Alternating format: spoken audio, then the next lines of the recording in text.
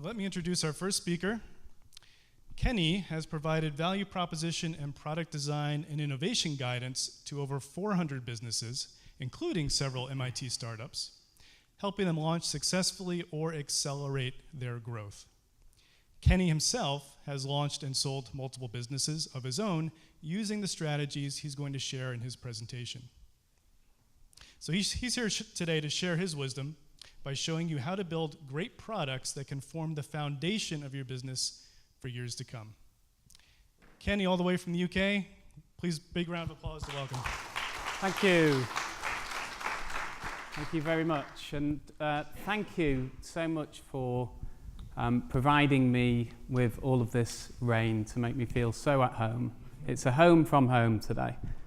Can you just, before we start, I just wanted to say as well, I'm going to provide the slides for you at the end. We're also videoing this, so everyone will get a copy of the video of my presentation. So you can take notes, or you can just sit back and relax. It's entirely up to you. Can you just raise your hand if you have an entrepreneur, a famous entrepreneur that inspires you?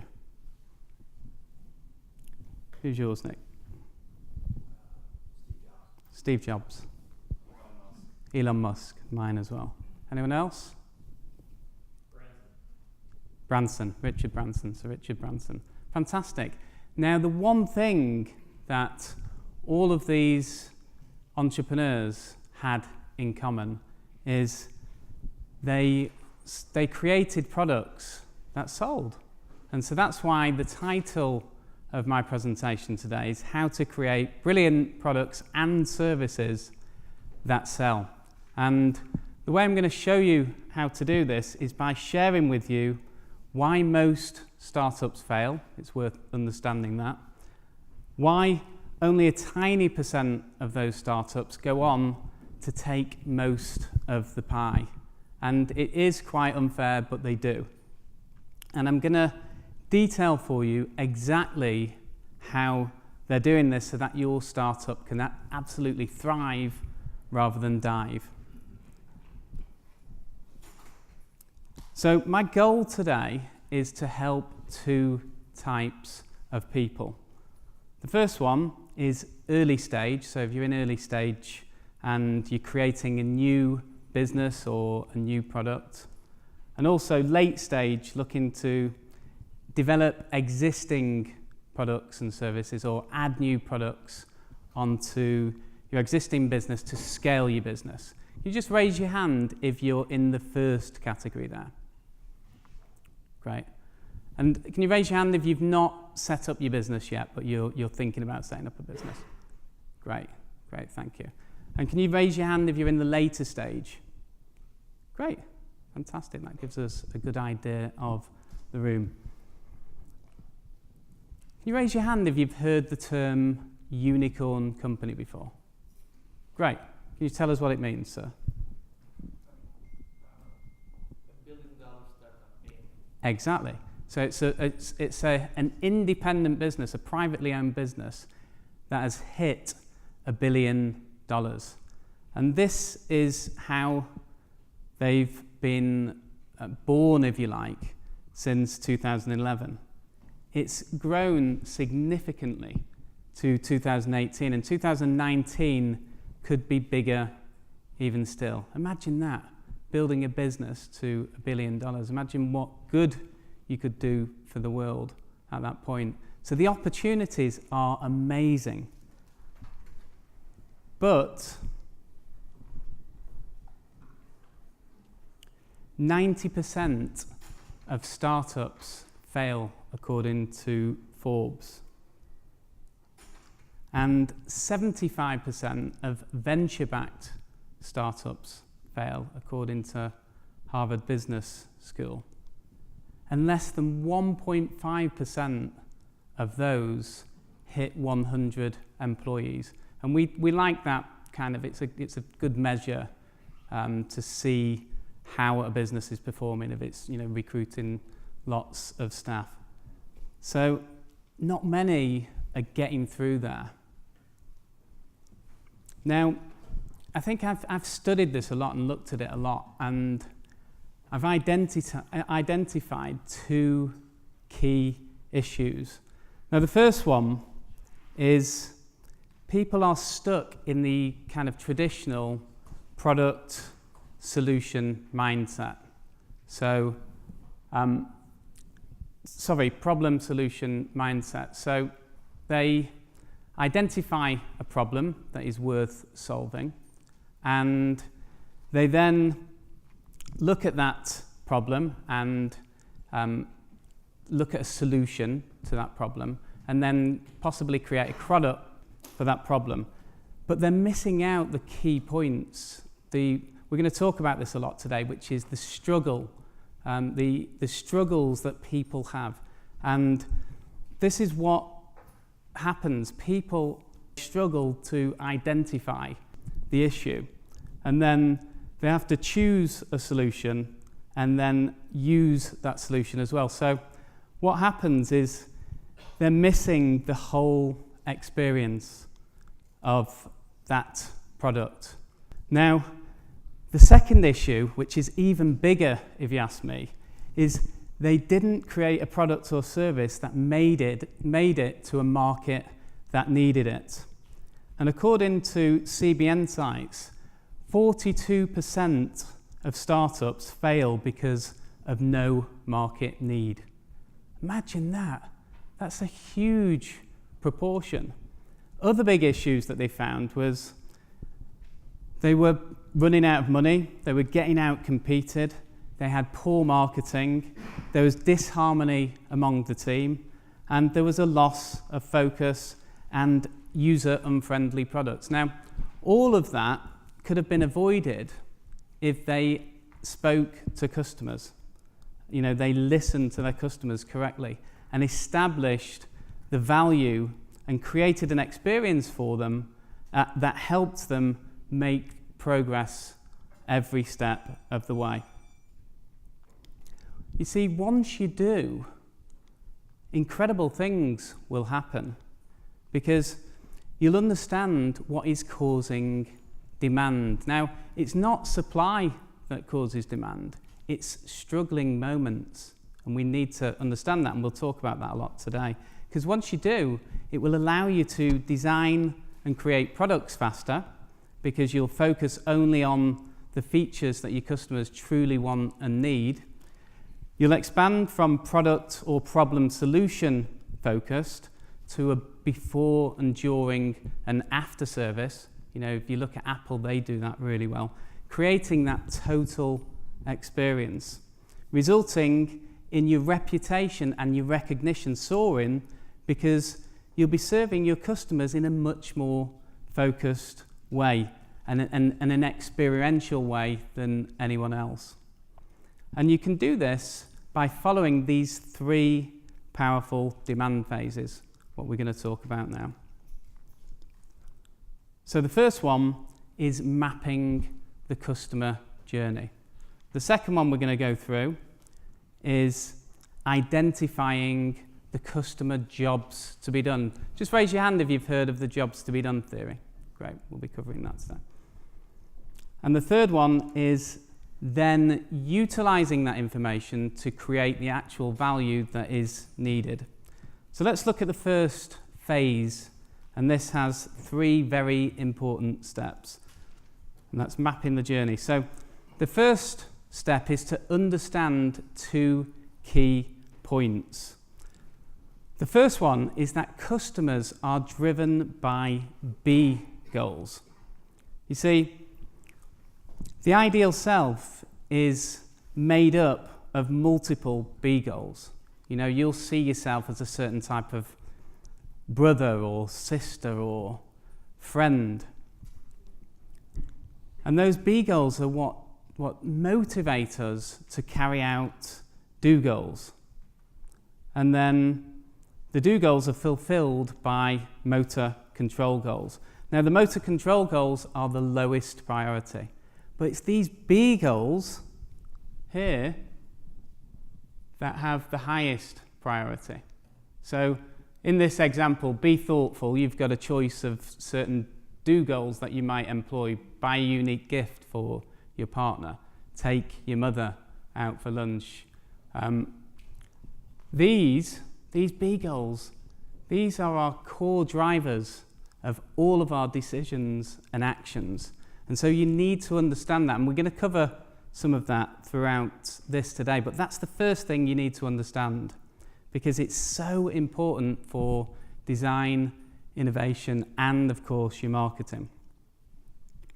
The second thing that we need to understand is that customers hire products because they have jobs to be done. Now, this is This is very similar to why employers hire employees.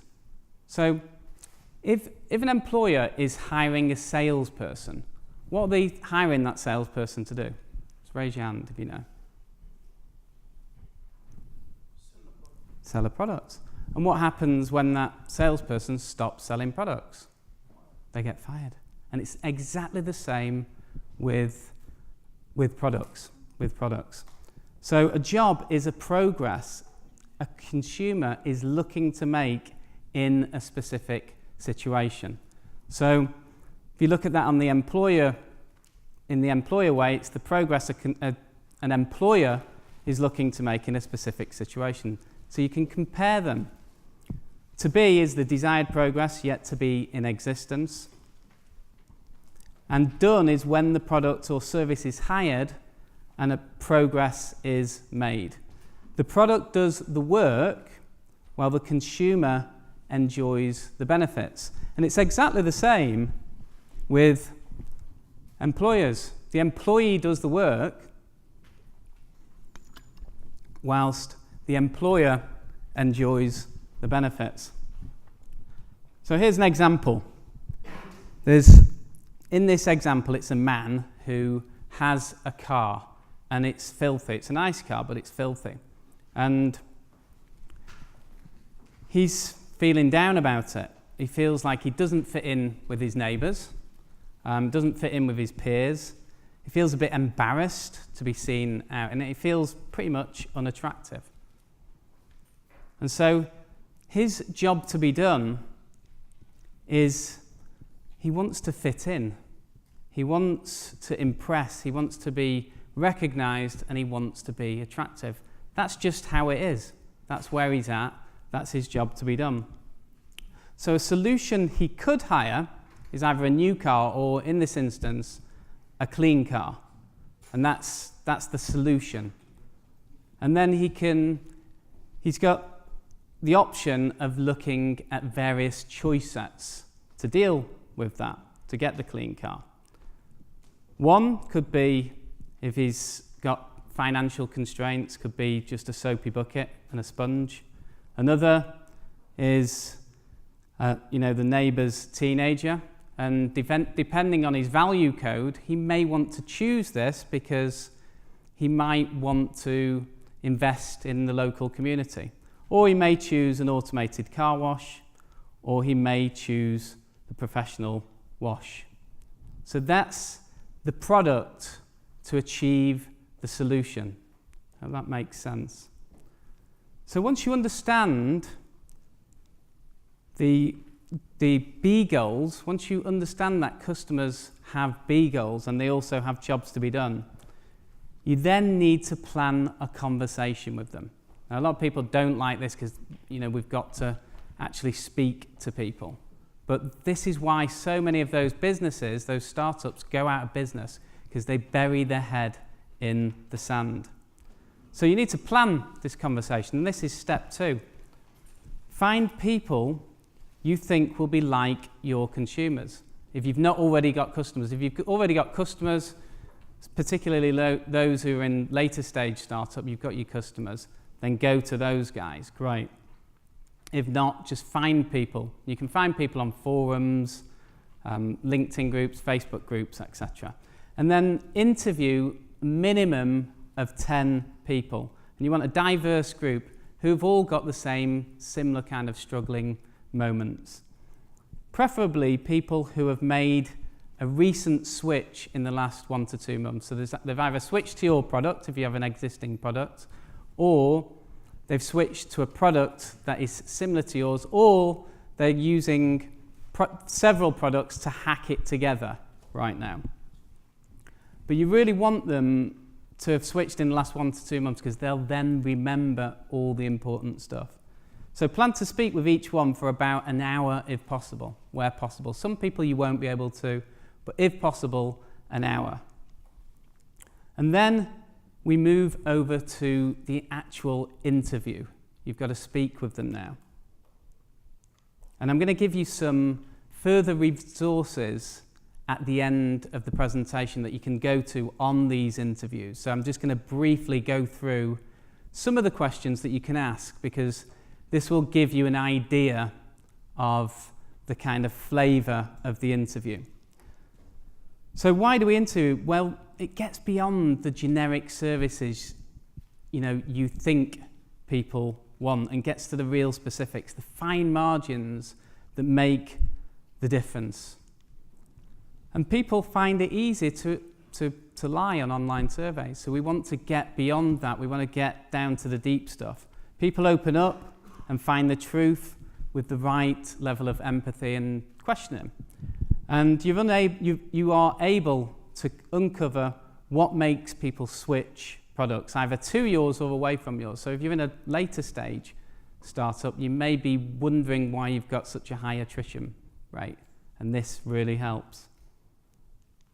So you really need to understand that when you're speaking with these people, nothing happens by chance. They're using a current product, and essentially you want to know why they've gone to a new product, why they've done a switch. And there are powerful forces at play that make this happen. There are progress-making forces, and there are progress-hindering forces. Now, the biggest progress-making force is the push of the situation, that struggling moment, that all-important struggling moment. And it can be several struggling moments, several key events, which I'll talk about shortly. And then there's the pull of the new idea. So that's the solution, or it could be the product, it could be the marketing around the product. So they're the progress-making forces that are kind of getting people to move in the right direction. There are also progress-hindering forces. The first one is anxiety of change. People don't like change.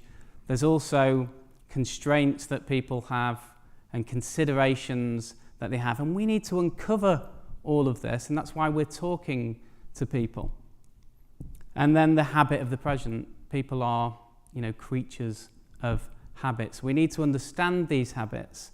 And I'm going to give you some questions now of what you can ask. But this is the timeline we're looking to build here. We're looking to understand that first thought, what caused that first thought, and then what events happened to drive them towards the new product and buy it and then use it to satisfaction. But we start, when we do the interviews, we start our questioning there, right there, which is the point of purchase. And we do this because most people remember where they were when they bought it, and they remember the details around that. And the job of this part is to ask questions that actually get them to remember.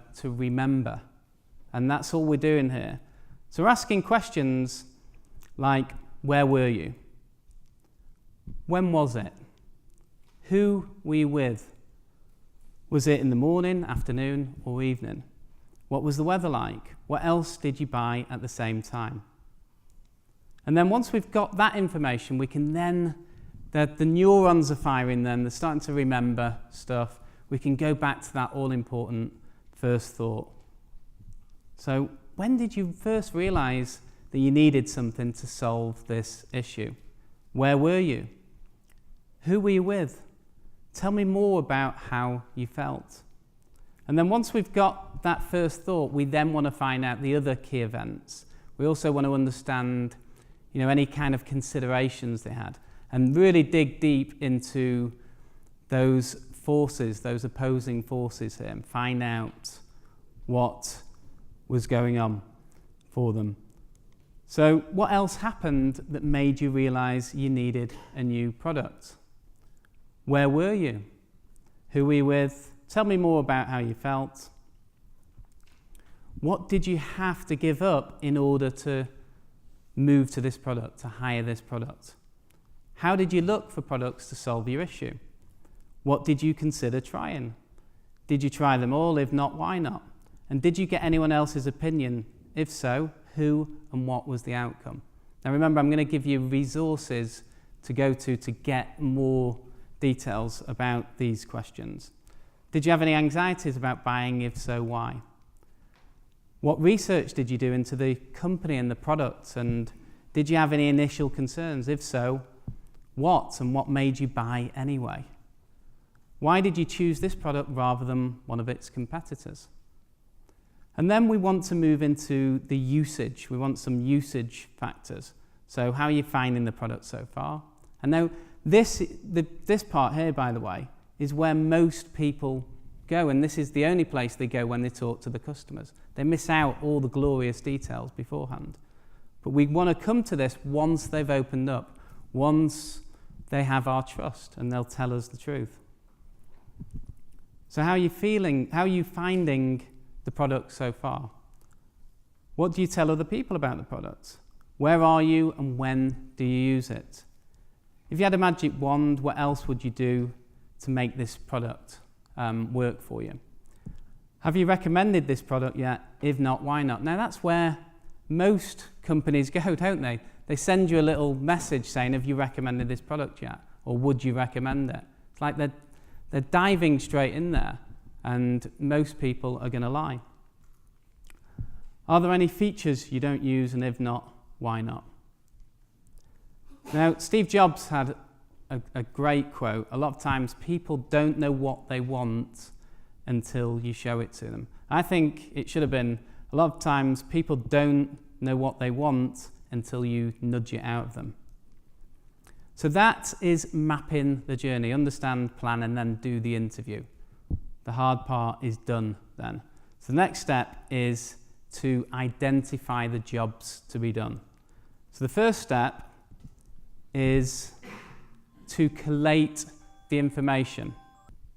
So we're going to collate the information. We're going to collate situational descriptions. So where people are, what's going on for them at the time. Of course, the struggling moments, the key struggling moments, the push and pull moments, the anxieties and habits moments, the key trade-offs, the hiring and firing criteria, and the common be goals supported by do goals. The next step, once you've collated that information, is to focus it into one document. Now, I'm going to give you an example of a business I'm involved in, which is a nutrition business, vitamins and supplement business. We manufacture vitamins, supplements, and we're just about to manufacture kombucha as well. Who's heard of kombucha, by the way? Raise your hand. Great. If I asked this in the UK, by the way, you'd get about 2 hands. And it's the same in Europe, so we're hoping to hit the trend that has happened in the US, Australia and Canada. But this particular product is a beauty-focused food supplement. Now, we'd created lots of food supplements previously, but this one we'd never done. So we interviewed people, gathered the information, then focused it all into a document like this. So, common situation that we found with a lot of these people, and they were generally women who were above 40 who were buying this product. And not all women though, it was about 75% women. Recently, someone made a comment that distinctly made them feel old. An example of this that stood out to me was a woman who said she'd just turned, I think, 45 recently, and she was out out in a shop, and someone who she knew was about 60 said, you know, women our age shouldn't be doing that. So she this 60-year-old woman had put her into that age group, and it made her feel, it was an event, it was one of those key events that really upset her. And we found that this was happening a lot. People were making age-related comments. I know, because I'm 45, so I've experienced it as well. The desire they had was, they wanted people to comment on how radiant they look, and they kept using this word, radiant. And so their B goal was to be radiant. They wanted recognition. They wanted to feel more energized and youthful. They wanted to feel confident about how they looked. And I'll give you some examples of some of the constraints. Obviously, I'd love to do the whole document today, but it'd be a 30-minute presentation in itself. They didn't understand nutrition enough to make an informed decision on their personal needs. Now, you may be thinking, but they bought the product anyway. But this was one of their constraints about thinking about buying the product. And this could be a key important bit of information for us on why people aren't buying the product. Also, some of the people we spoke to said, you know, one of the constraints I had that nearly stopped me buying it, one of those anxieties was, you know, I want to change how I look and feel and stuff and be radiant, but I don't want to have to think about, you know, what happens if I miss taking these capsules? You know, what about if my bottle runs out and it doesn't come in time and all of that kind of stuff, which we could then use. I'll need to reduce spending in other areas. So it's a premium product that we've made here. And so that was a problem as well that we needed to look at. The first thought was generally, as I said before, someone made an age-related comment that upset them. The second thought was noticing a new aging feature on the face or hair, so like a new fine line or grey hair or a bit of grey beard like I've got here. And sometimes that would happen first, and then the first thought, that might have been the first thought in some cases.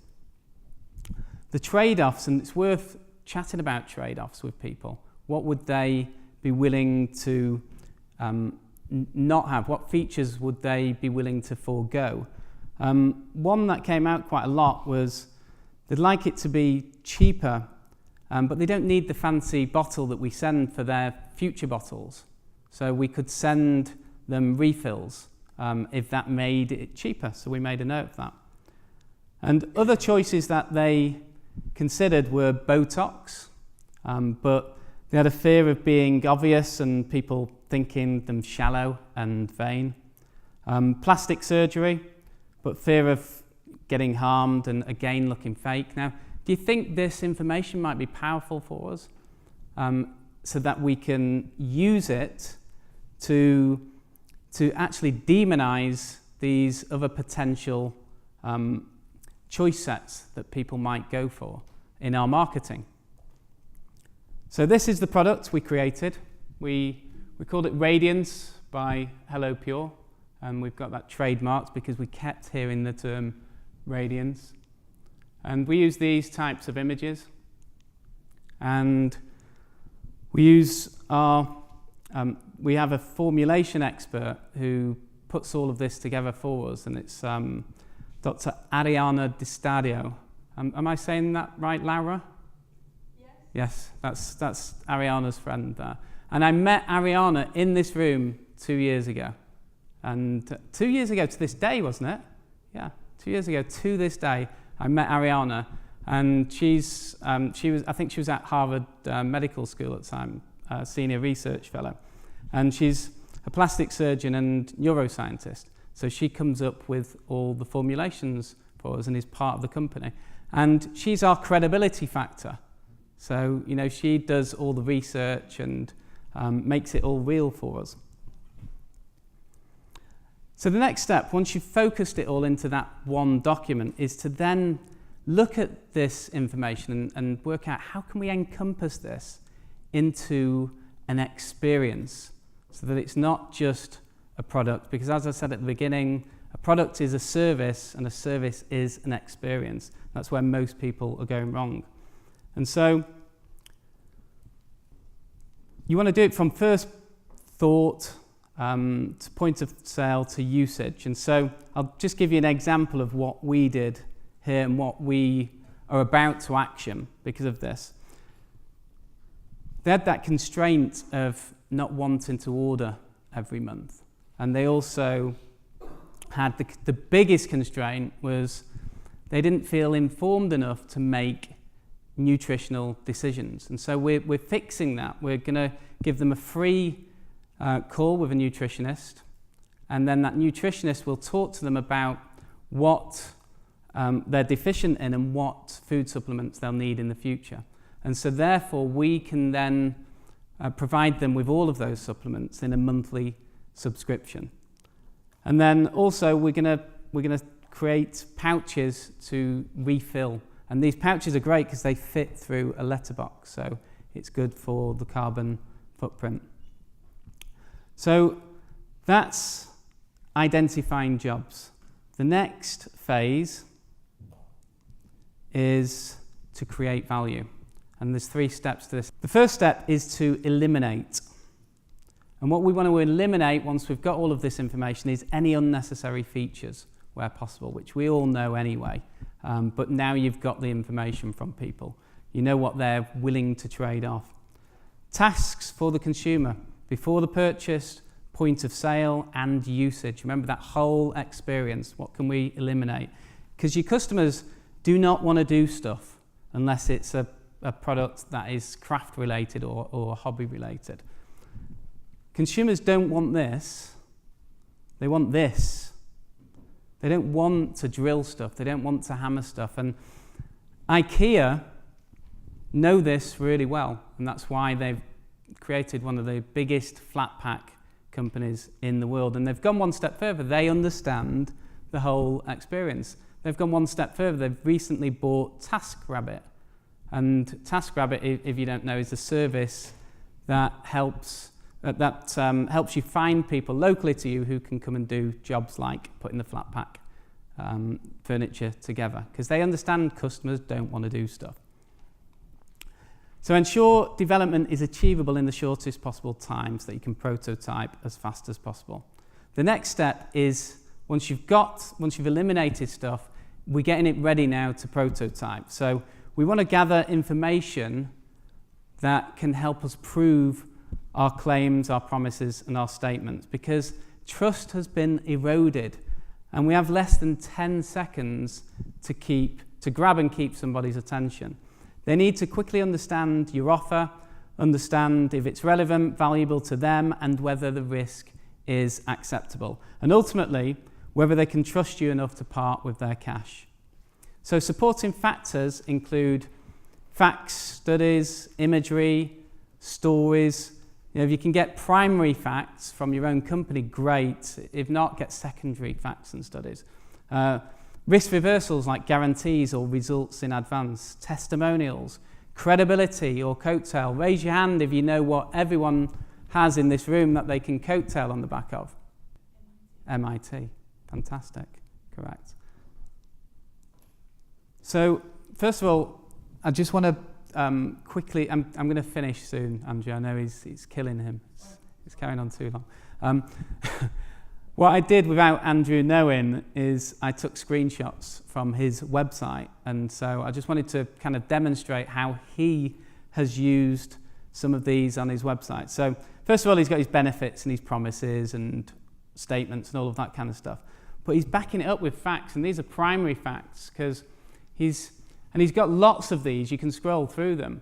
They're real companies that he's helped. They're case studies. And he's very specific. Have you seen how he's very specific with these facts? You know, $100,000 of new clients in the first year, 1.4 million in new business in the first 6 months. This is powerful stuff. This backs up his promises. He's got, of course, his MIT background in there. I would have gone one step further and talked about your senior management experience in Silicon Valley for 15 years, which dovetails nicely with MIT. So I think you need to add that. And then he's got, let me just show you, he's got testimonials again, and look, real photos, real names, real companies, and look, more specifics. They're not saying, I really liked working with Andrew. This is like specific stuff, because your customers don't want fluff, they want real specifics. So get as much of that as you can if you can. And then he finishes off with call to action and a nice hero image there as well. So the final step is to test. So prototype your product or service and get people using it and feeding back as fast as possible. So the fastest way to get in front of your target customers is obviously stuff like free samples or reduced price samples, usage groups, beta testers, etc. If you've got current customers, of course, go to them. You could use pay-per-click, and Andrew's going to do a presentation on that next. You could use referral partners. If you've got a software company, there's a company, who's heard of AppSumo? So you can send your software to them and they will get you thousands of users. And there's influencers as well that you can use to get people using your product. Now, the ultimate innovation disruptor for me is Uber. You know, I used to forever call up taxis, and you know, if I'm in a foreign city, there'd be communication issues, and then I'm kind of sat there waiting for the cab and it doesn't show up, so I call back, they say it's 5 minutes away, it eventually turns up 30 minutes later. I get in, it's a smelly cab with a smelly driver. He's got 2 mobile phones while he's steering with his knees, talking away. And the meter is going round and round, and we finally get there. It costs a fortune. Then he looks at me with those hungry eyes, wanting a tip. So Uber know this. They saw all of those struggling moments. It wouldn't have happened overnight, but they would have tested and tested and tested. And they provide the easiest way around. One tap and the car comes directly to you. Hop in, your driver knows exactly where to go. And when you get there, just step out. Payment is completely seamless. Beautiful, all from testing, testing, testing, and then feeding back, rinsing and repeating back into the first phase. And that's what we all need to do. So I'll just quickly do a recap. Phase 1, map the journey. So understand B goals and jobs to be done. There's lots of stuff on the internet around jobs to be done, and I'll point you into some resources in a second. Plan at least 10 conversations. Interview people, starting with the point of purchase, moving back. Identify jobs to be done, collate the information and look out for patterns. Focus on common situations, desires, etc. Encompass, I know I'm moving quickly now. Eliminate, prove, and test. So here's the best steps for your startup. So there's 5 steps here. Read these books. When Coffee and Kale Compete, Alan Clement. I know Alan well.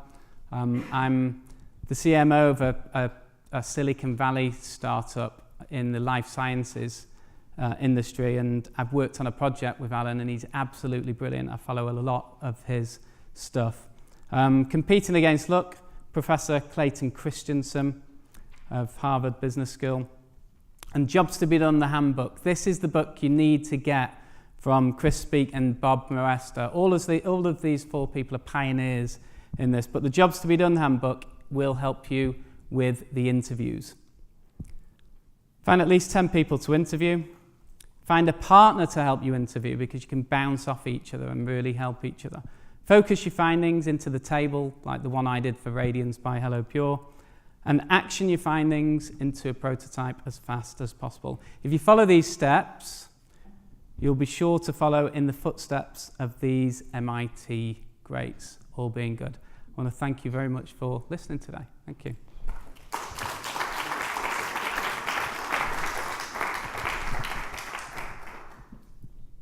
Okay, I'd like to open it up for questions for Kenny. And just before we do, I want to mention, if you registered for this in advance, you had a chance to submit a question at the same time if you wanted to. and a number of you did. Unfortunately, we didn't receive them. So if you'd like to, please ask the question again today, and we'll make sure to get to it.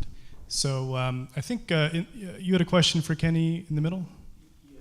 Do we have the supplement for men, for male as well? Not yet. We do get a lot of men buying it because we see all the sales that come through. But we are looking to develop one for men. We've got Ariana looking at that now. But it's a great question. Thank you. How do you quantify your marketing results and see what the consumer is going to get and how the business is benefiting? Are you talking about marketing results, or are you talking about... Yeah, so what we do is we just get feedback from customers, because we don't do clinical trials because it's just a food supplement. And we don't want to embark on 10-year clinical trials. We don't have enough money to do that, like the big pharma companies. So we just get feedback, and the best feedback we get is through talking with our customers. And failing that, we get reviews. So we sell this on Amazon. And it has fantastic reviews on there. And they're verified reviews, all of them. So, you know, we can utilize that information.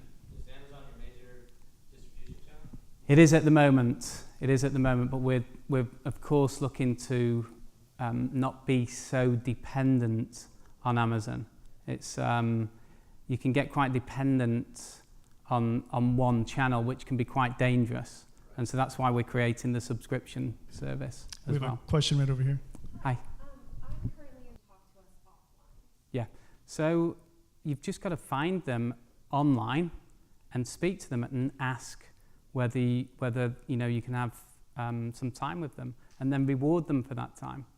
You know, we don't tend to like rewarding for surveys because it's too easy to do, but if you're having an hour of somebody's time, they need rewarding for that. Do you have some suggestions on your end? Well, you can financially reward them. So you could pay them, you know, I don't know what this space is, but what an hour of their time is worth, you know, and talk to them about that. And then maybe you'll reward them with product or something like that. You're welcome. Good question. Other questions? Yeah, right back there. So the question was about online tools and such for generating surveys and information to help with what you're talking about. Yeah. We tend to, although we like surveys, we prefer to survey our customers once they're our actual customers. We just use tools like SurveyMonkey. What we like to do is speak to people. So people who are going to, if we've not got any customers, then find people who are going to be like the consumers of the product that we're going to use. Okay, let's take one last question. Thank you. In front Good right question. here. I know she's been waiting. And now I think Is it okay to give a customer a call, or do you need to meet them in person? Either. I mean, obviously, if you can meet them in person, even better, because you're going to bond with them more, they're going to open up more, and yeah. So in a new market, if you don't have customers yet, how do you ask the right questions? Yeah. So you ideally, you want, if it's a new market, you want someone who has bought one of your competitors' products, but sometimes that might not be the case. Like I mentioned before, they might be hacking one or two solutions together right now to get that, you know, to make progress with that job to be done. And so just try and get to those types of people and have a conversation with them. Great question. Thank you. Thank you.